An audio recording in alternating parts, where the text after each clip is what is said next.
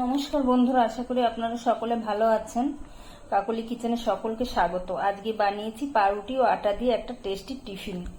একদম কম সময়ে তৈরি হয়ে যায়। তাহলে চলুন কিভাবে বানিয়েছি দেখা যাক। এখানে আমি 6 পিস পাউরুটি নিয়েছি।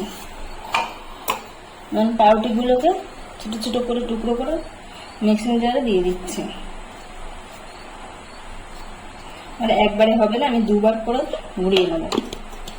এখন আমি পাউরুটিটা ঢেলে নিচ্ছি।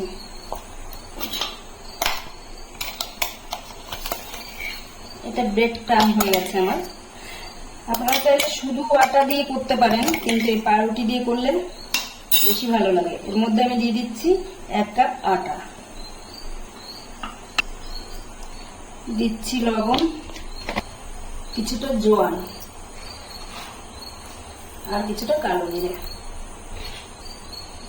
দিচ্ছি 1 চামচের মতন সাদা তেল। এখন আমি সবকিছু ভালো করে মিশিয়ে নেব।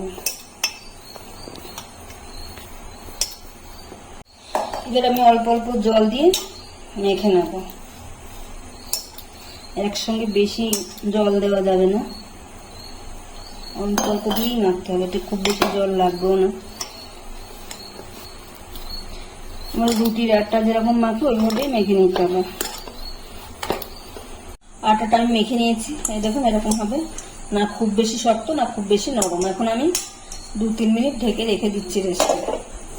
ভেতরের ফিলিং এর জন্য আমি দিয়ে দিচ্ছি একদম ছোট ছোট করে কুচি কুচি করে ধনেপাতা কেটে রেখেছি, ধনেপাতা কুচি দিয়ে দিলাম।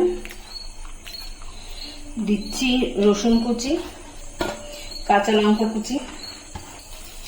আমি দিচ্ছি কিছুটা কাসুরি মেথি। আপনারা চাইলে ধনেপাতাও শুধু ধনেপাতা দিয়ে করতে পারেন, না হলে শুধু কসুরি মেথি দিয়ে করতে পারেন। আমি দুটোই দিলাম।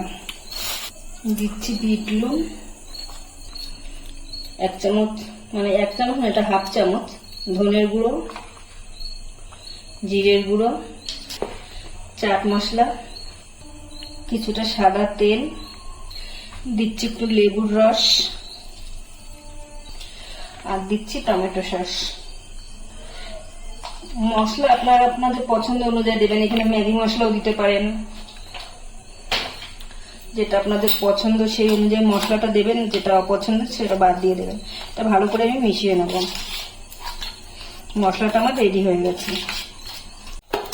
আটাটা আমি এখন ছোট ছোট করে লেচি কেটে নেবো। ছোট না, রুটি যে সাইজের হয় রুটির মতন করে আমি লেচি কেটে নিচ্ছি।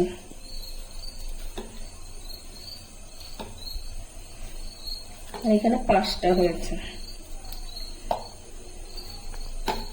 একটা লেচি আমি নিয়ে নিয়েছি। এখন আমি রুটির মতন করে বেলে নেব।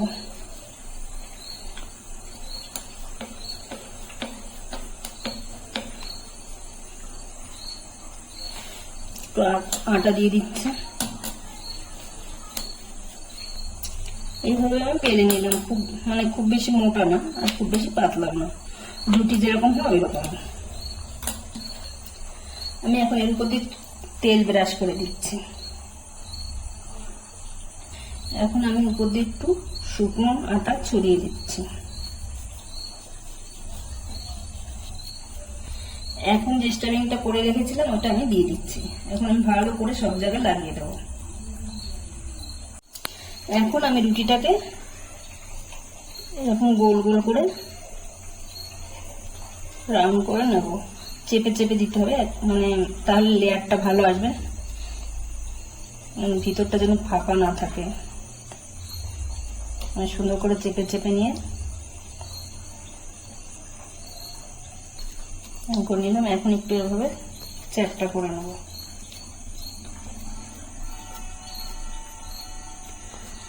চ্যাপটা করে নিয়েছি। এখন আমি ছুরি দিয়ে মাঝখান দিয়ে কেটে নেব।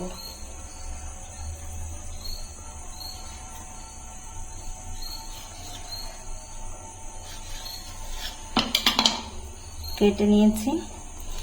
এখন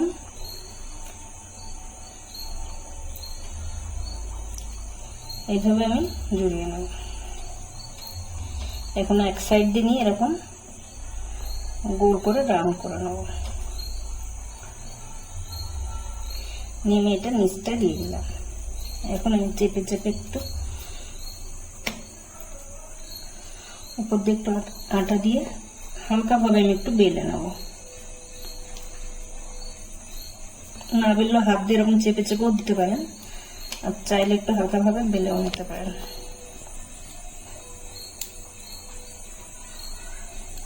হালকা একটু বেলে নিচ্ছি, খুব বেশি চাপ দেওয়া যাবে না, হালকাভাবে একটু বেলে নিতে হবে। ব্যাস এরকমই থাকবে, এই সাইডে করবো।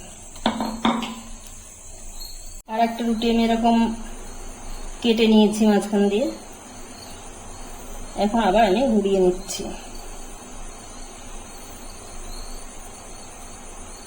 নিচ দিয়ে দিয়ে দেবো, হাত দিয়ে চেপে চেপে দিলেই হবে, বেললে ফেটে যাচ্ছে, আমি হাত দিয়ে চেপে চেপে দিচ্ছি। হাত দিয়ে এরকম একটু চেপে চেপে একটু বড় করে নিচ্ছি, খুব বেশি বড় করবো না, এরকম থাকবে এই সাইজের আমি সবগুলো বানিয়ে নিচ্ছি।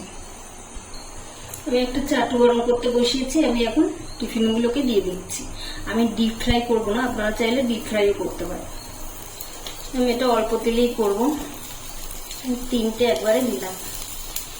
এক পিঠটা হালকা শক্ত হয়ে গেলে তারপরে আমি উল্টে দেবো।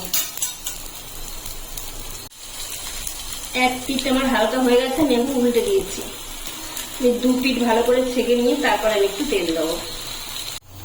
2 পিঠ ছেঁকে নিয়েছি, আমি এখন হাতায় করে একটু তেল নিয়ে দিয়ে দিচ্ছি।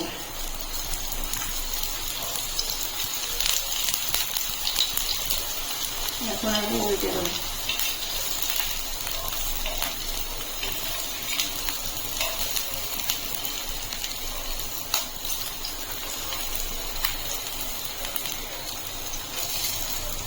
উল্টে পাল্টে লাল লাল করে ভেজে নিতে হবে। লাল লাল করে ভেজে নিয়েছি উল্টে পাল্টে, এখন আমি এটাকে তুলে নিচ্ছি। টিফিনটা আমার হয়ে গেছে।